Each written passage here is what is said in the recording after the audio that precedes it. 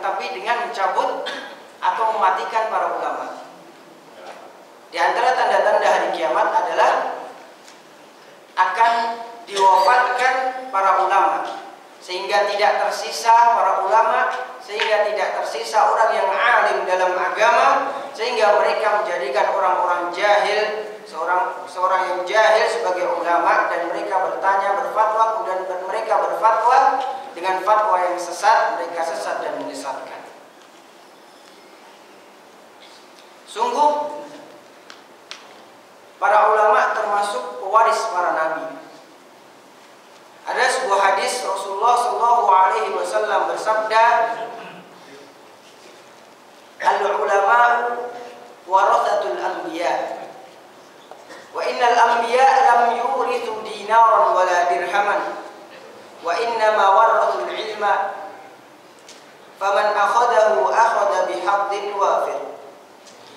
Rasulullah SAW bersabda, sesungguhnya para ulama itu adalah pewaris para nabi, dan sesungguhnya para nabi itu tidak mewariskan dinar dan dirham, tidak mewariskan dinar dan dirham. Wa innama warathul ilma, sungguhnya para nabi itu mewariskan ilmu. Faman akhadahu akhadha bihaddin wafir, barang siapa mengambil bagian dari ilmu tersebut, maka ia telah mengambil bagian yang begitu banyak.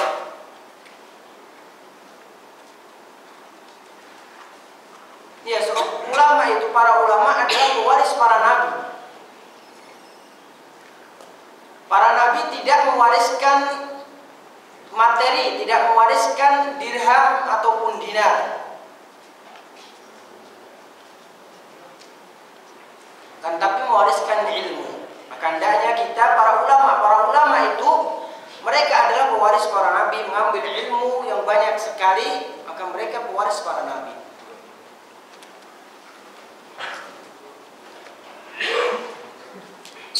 Saya akan sedikit menjelaskan apa yang berkenaan dengan materi yang akan disampaikan Syekh, insyaallah berkenaan dengan tauhid.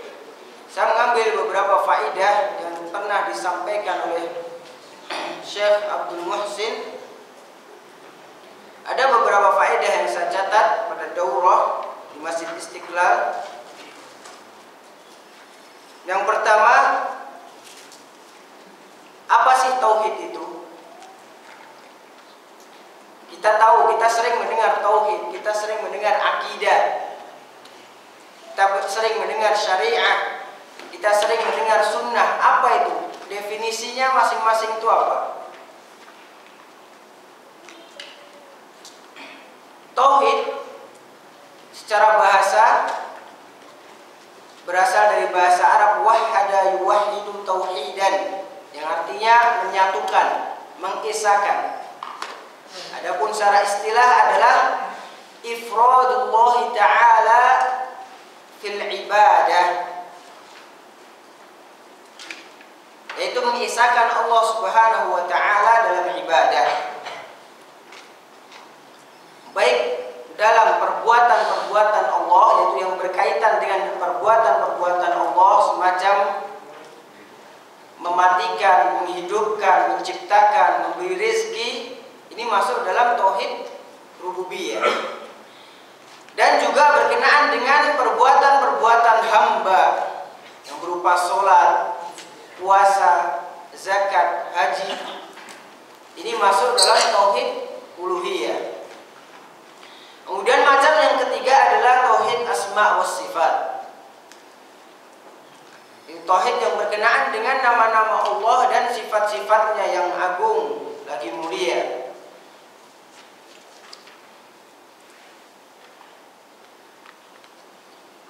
At-tauhidu haqqullahi 'alal ibad mimman haqqaqahu faqad faza fil hayatid dunya. Tauhid itu merupakan hak Allah.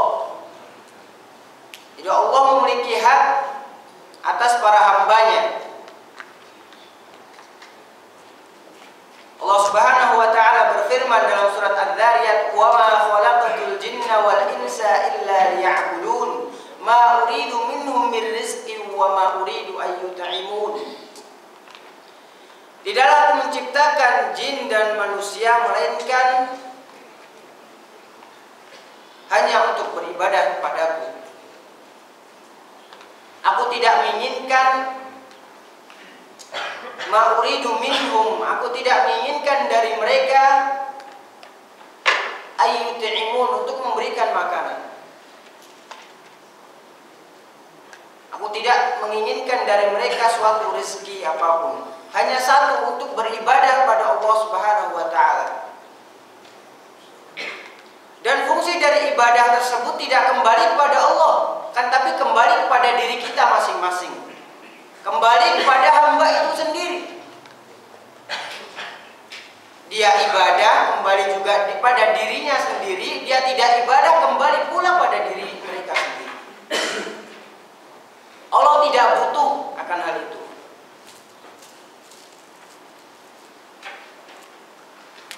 Barang siapa yang merealisasikan, mempraktekkan tauhid ini dalam kehidupan sehari-harinya, maka ia telah memperoleh as-sa'adah di dunia wal akhirah, yaitu kebahagiaan di dunia dan di akhirat.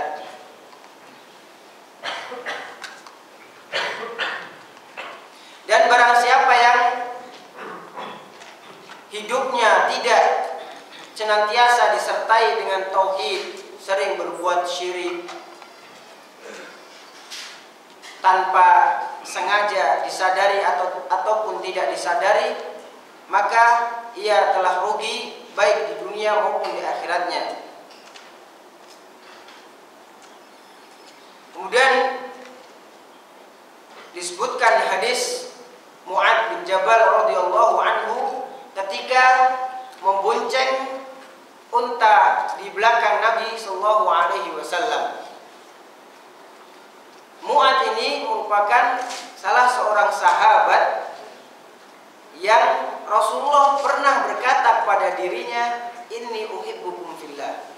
Wahai Mu'ad, aku mencintaimu karena Allah. Ini orang yang salah satu orang yang dicintai oleh Rasulullah SAW. Dan Mu'ad bin Jabal ini adalah ulamanya para sahabat. Yaitu dikatakan bahwa Mu'ad ini a'lam bil halal wal haram, yaitu sahabat yang paling tahu tentang halal dan haram. Ini adalah Mu'ad bin Jabal. Mu'ad bin Jabal adalah ulama dari kalangan para sahabat. Sana ada qurra'nya, ada ahli qurra'nya, ada ulama. Mu'ad bin Jabal adalah ulama di kalangan para sahabat tersebut. Ketika membonceng di belakang Rasulullah sallallahu alaihi wasallam, Rasulullah bersabda, "Ya Mu'ad, atadri ma haqqullahi 'alal ibad wa ma haqqul ibadi 'ala Allah?" Wahai Mu'ad, tahukah engkau apa hak Allah atas hambanya dan hak hamba atas Allah Subhanahu wa taala? Hak Allah atas hambanya adalah an ta'budallah wa la tusyrik bi syai'a.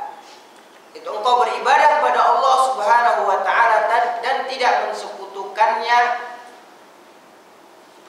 dan tidak mensekutukan Allah Subhanahu wa taala terhadap selainnya.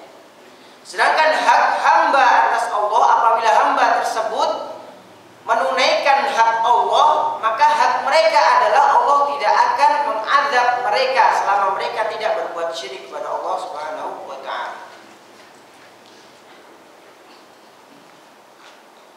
Dan juga barang siapa yang merealisasikan tauhid ini dalam kehidupan sehari-hari, maka ia telah selamat dari azab Allah Subhanahu wa taala.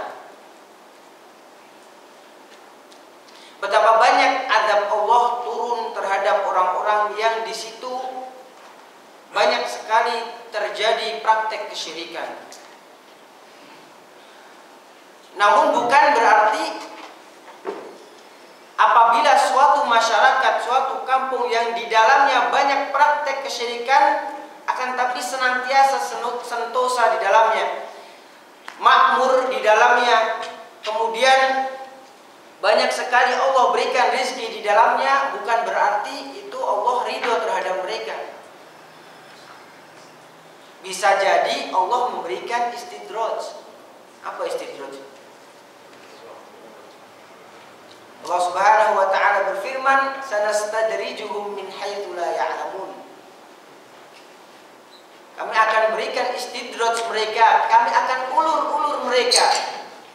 Maksudnya istidraj itu Allah biarkan mereka dalam kemaksiatan tersebut hingga bertumpuk kemaksiatan tersebut, dan Allah azab mereka di akhirat. Itu maksudnya istidraj. Jadi Allah biarkan mereka, Allah berikan mereka kenikmatan sebagai makar Allah, tipu daya Allah Subhanahu wa taala.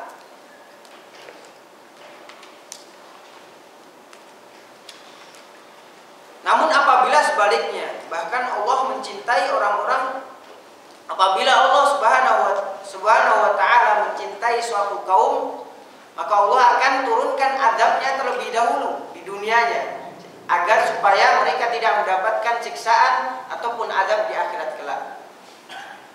Rasulullah Shallallahu Alaihi Wasallam pernah bersabda, Inna Allaha idza ahabba qauman ibtalahum. Sungguhnya Allah Subhanahu wa taala apabila mencintai suatu kaum, ibtalahum, maka Allah akan uji mereka. Jadi bukan berarti ujian dari Allah, banyak sekali cobaan, banyak sekali musibah yang datang silih berganti kepada kita, bukan berarti Allah tidak cinta kepada kita. Bisa jadi Allah cinta kepada kita. Allah tidak mau kita merasakan azab di akhiratnya. Maka patut kita bersyukur yang sering senantiasa diberikan cobaan, diberikan ujian, musibah silih berganti menghampiri kita, maka kita berhusnudzon kepada Allah Subhanahu wa taala. Bisa jadi Allah cinta dan ridho kepada kita. Allah tidak ingin, tidak mau mengazab kita atau merasakan azab Allah Subhanahu wa taala di akhirat kelak. Maka kita patut berhusnudzon kepada Allah Subhanahu wa taala.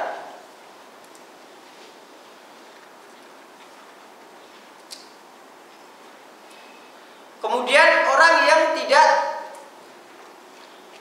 mempraktekkan tauhid dalam kehidupan sehari-harinya, apa balasan mereka?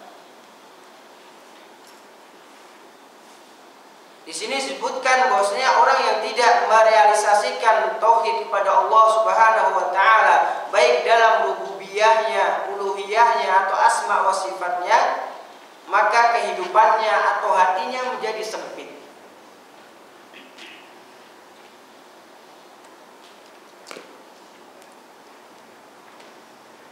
Karena hati merupakan tumakninah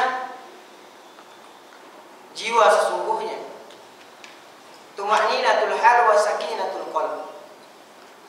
Karena barang siapa yang mempraktekkan atau merealisasikan tauhid itu dalam kehidupan sehari-harinya akan merasakan ketentraman, kenyamanan dalam hidupnya.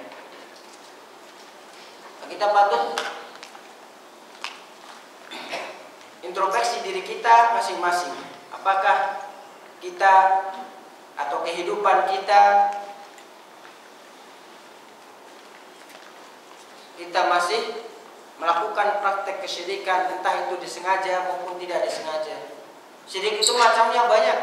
Kalau kita mau belajar tentang tauhid, maka kita akan dapati bahwa kebanyakan kita masih berputar dalam lubang kesyirikan tersebut, entah itu sadar maupun tidak kita sadari. Contoh konkretnya adalah riya. Riya merupakan kesyirikan juga. Syirik kecil. Dia beberapa macam syirikan, ada dua macam, syirik besar dan syirik kecil. Syirkul akbar dan syirkul asghar. Syirik kecil ini, tapi yang syirik kecil tidak mengeluarkan seseorang dari agama. Contohnya adalah riya. Rasulullah pernah bersabda, Inna akhwafu ma akhafu alaikum asyirkul asghar. Sungguhnya yang paling aku takutkan dari apa yang aku takutkan terhadap kalian adalah syirik kecil.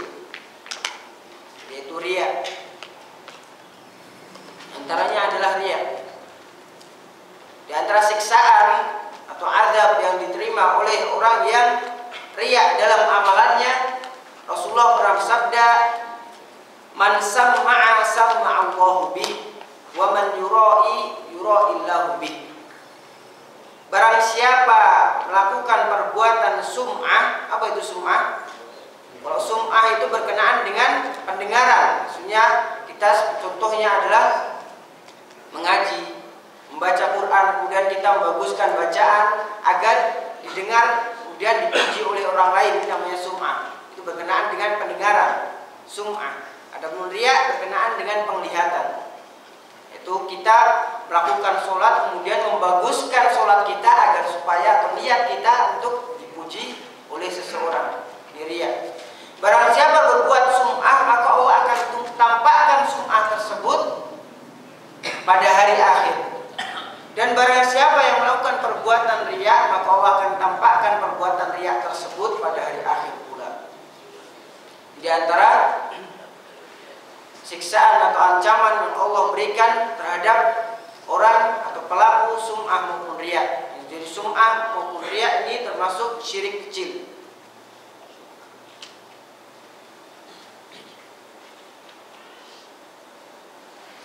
Tauhid merupakan agama Allah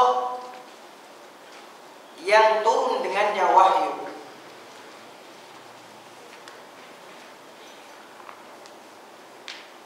Adapun akidah-akidah yang tidak turun dengannya wahyu merupakan aturan yang dibuat-buat. Maksudnya apa?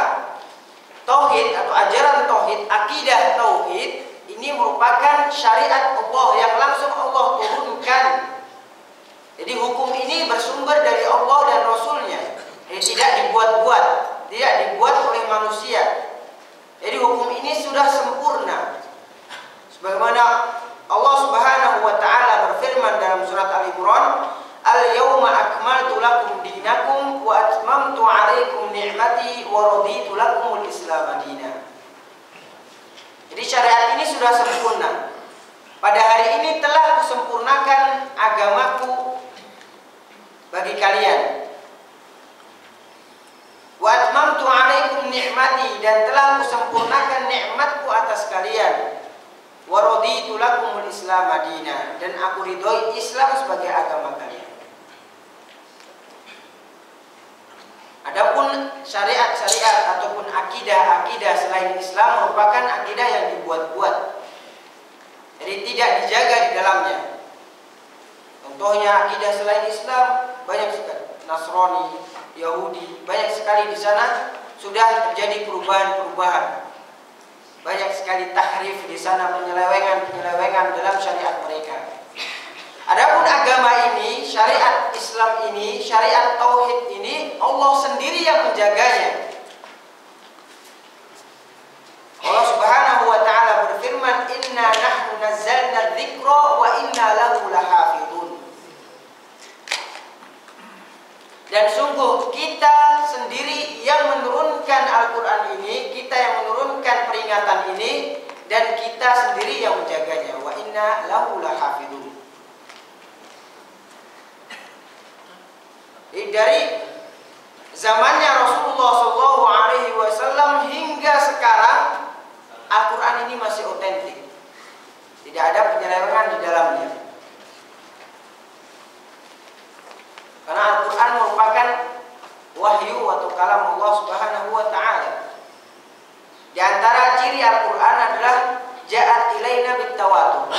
Di antara salah satu ciri Al-Quran datang pada kita dengan jalan mutawatir.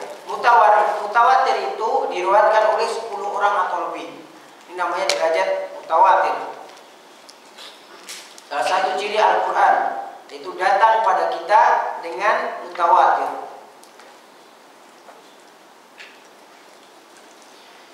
Oleh karena itu para ulama membagi akidah menjadi dua. Al-aqidah an-nazilah bil wahyi. Yang pertama adalah akidah yang turun dengan wahyu. Akidah yang turun dengan wahyu.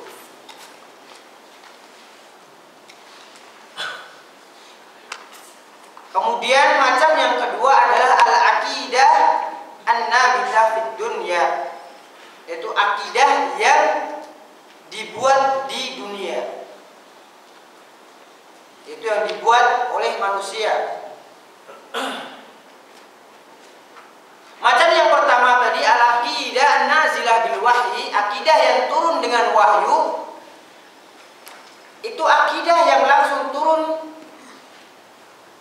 yang diturunkan oleh Allah Subhanahu wa taala melalui perantara malaikat Jibril kepada para rasulnya.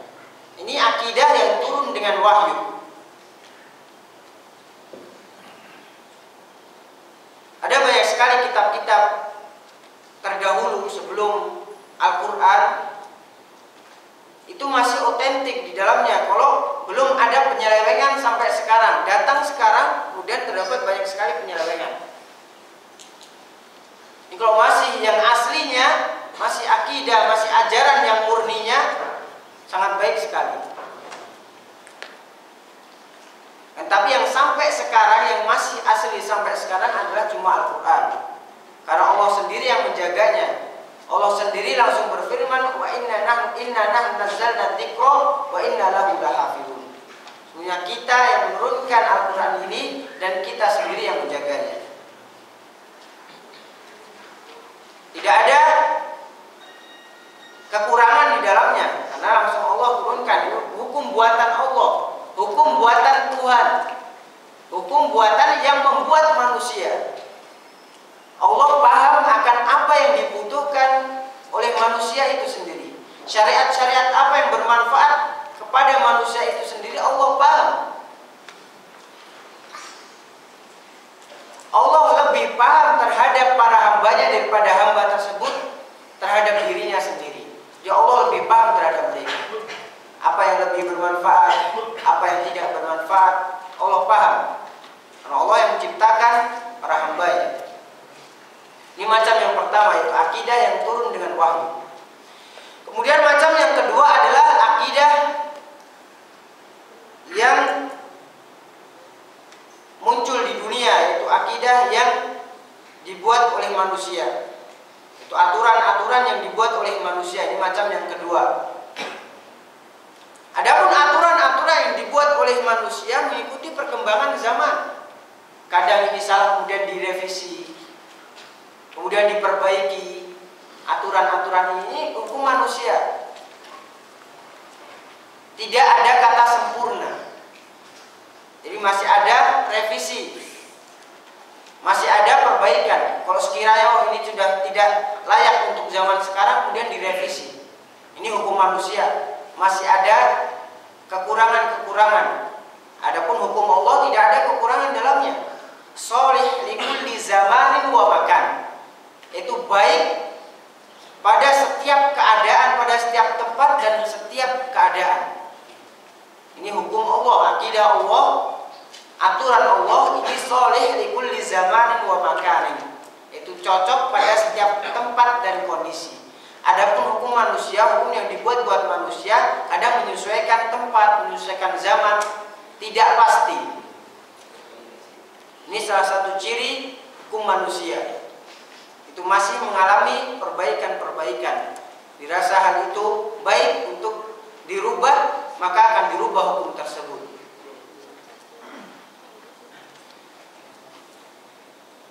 Kemudian al-aqidah nazala bihil wahyu muwafiqun lil uqulis salimah. Aturan Allah, akidah yang benar, akidah salimah, akidah yang selamat, ini sejalan dengan akal sehat manusia. Akal sehat manusia tidak menolak terhadap akidah. Akidah yang benar ini tidak akan ditolak dengan akal sehat manusia. Adapun akal yang menolak akidah ini perlu ditanyakan kesehatan akal tersebut. Orang yang menolak akidah yang sudah diturunkan oleh Allah, aturan yang sudah dibuat oleh pencipta hamba, maka ini sudah sempurna, sudah sejalan dengan akal sehat manusia. Kemudian orang yang menolak, tidak mau mengikuti petunjuk, tidak mau mengikuti aturan-aturan yang telah dibuat oleh Allah, maka perlu dipertanyakan kesehatan akalnya.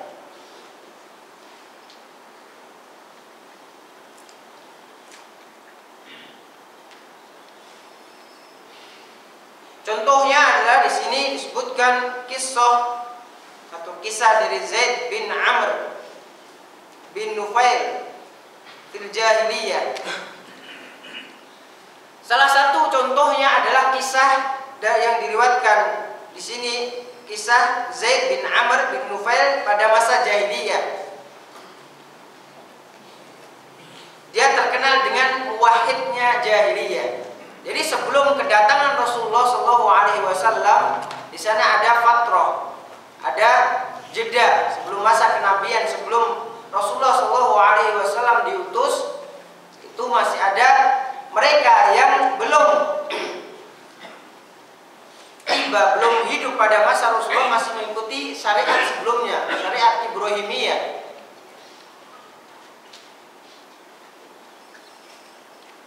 Qala anhu an-nabi sallallahu alaihi wasallam yub'atsu yaumal qiyamah ummatan wahidah. Nabi sallallahu alaihi wasallam mengisahkan tentang orang ini, Zaid bin Amr ini, ia akan dibangkitkan pada hari kiamat sebagai umat, satu umat. Zaid bin Amr ini terkenal sebagai muwahhid jahiliyah, orang yang bertauhid pada masa jahiliyah. Zaid bin Amr ini terkenal dengan muwahhid al-jahiliyah, orang yang bertauhid pada masa jahiliyah. Rasulullah bersabda tentangnya, yub'atsu yaumal qiyamati ummatan wahidah. Zaid bin Amr ini akan dibangkitkan pada hari kiamat sebagai satu umat. Karena akidah salimah, akidah yang benar ini sejalan dengan akal sehat manusia. Pasti akal sehat manusia akan menerima akidah ini. Bahwasanya di sana ada Tuhan, di sana ada yang mencipta, di sana ada yang memberi rizki, ada yang mematikan. Ini akidah manusia menerima dengan baik dan benar.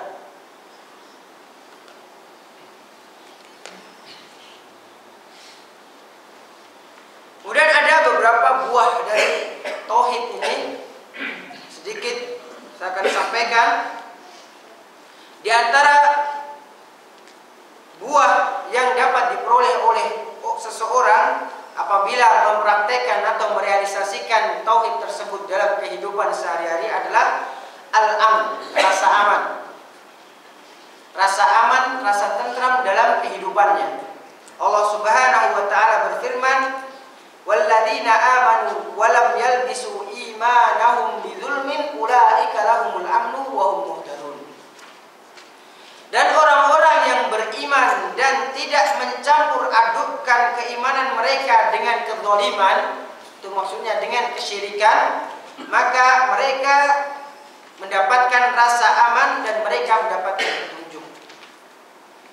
Ini buah atau yang dapat diperoleh seorang apabila mempraktekkan atau merealisasikan tauhid ini dalam kehidupannya, yaitu rasa aman. Sini disebutkan Allah berfirman, sungguhnya orang-orang yang beriman kemudian tidak mencampur adukkan keimanannya dengan kesyirikan, itu di sini disebutkan bidzulmin. Kata dzulm itu maknanya banyak dalam Al-Qur'an. Kata dzulm, kata kezaliman di sini dalam Al-Qur'an sering disebutkan, akan tetapi kezaliman di sini banyak maknanya. Di antara maknanya adalah kesyirikan. Ketika turun ayat ini, di antara sebab turun ayat ini, ketika ayat ini turun, para sahabat pun bertanya kepada Rasulullah SAW, "Wahai Rasulullah SAW, siapa di antara kita yang tidak berbuat zalim?" Merasa keberatan para sahabat, karena setiap dari kita pasti berbuat zalim, entah itu berbuat zalim kepada diri sendiri maupun pada orang lain. Dan Rasulullah pun mentafsirkan ayat ini bahwa zulm di sini berarti atau bermakna adalah kesyirikan. Itu bukan kezaliman. Bukan kezaliman dalam zatnya, tetapi makna dari zalim ini adalah kesyirikan. Jadi orang-orang beriman dan tidak mencampur adukkan keimanannya dengan kezaliman, yaitu kesyirikan, maka mereka mendapatkan keamanan dan mereka diberikan petunjuk. Ini yang pertama.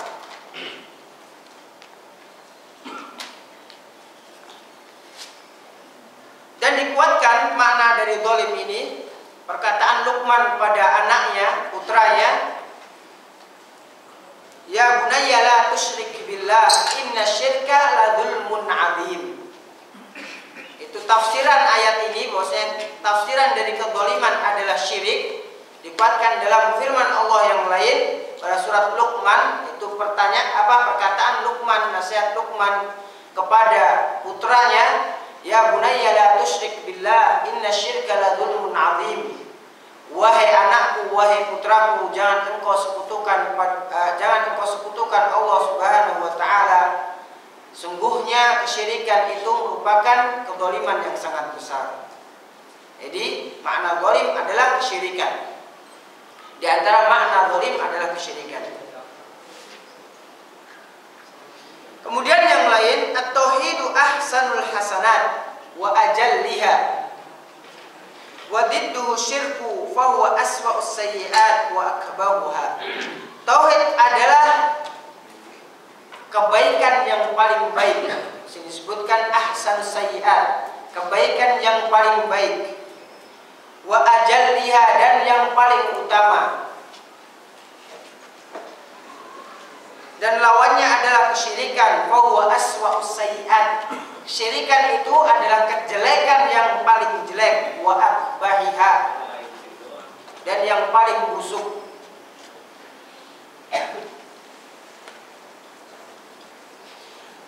Wa wujudi syirki fil amali sababun liraddiha. Keberadaan syirik dalam suatu amalan itu merupakan sebab tertolaknya amalan tersebut. Jadi keberadaan syirik dalam suatu amalan merupakan salah satu sebab ditolaknya amalan seorang hamba. Karena syarat diterimanya amalan seorang hamba itu ada dua, sangat ma'ruf, terkenal di kalangan kita.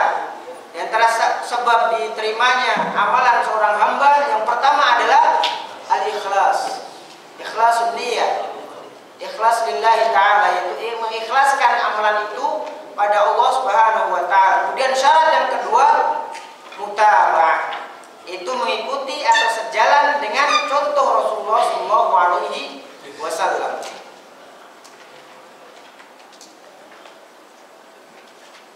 Adapun orang yang beramal, ia sudah ikhlas. Ini sebagai contoh, orang sudah ikhlas, kemudian tidak sesuai dengan contoh Rasulullah, ini tidak dibenarkan, bisa jadi ditolak amalannya. Contohnya, orang sudah ikhlas melakukan sholat duhur, akan tetapi sholat duhurnya 5 rakaat. Ini tidak sesuai dengan contoh Rasulullah SAW, maka amalannya tertolak karena tidak sesuai dengan contoh Rasulullah SAW. Mungkin beberapa perkataan ini sedikit dari saya dengan sedikitnya ilmu saya. Semoga apa yang saya sampaikan dapat bermanfaat bagi diri saya pribadi dan bagi para jamaah semua. Kita lanjutkan lagi.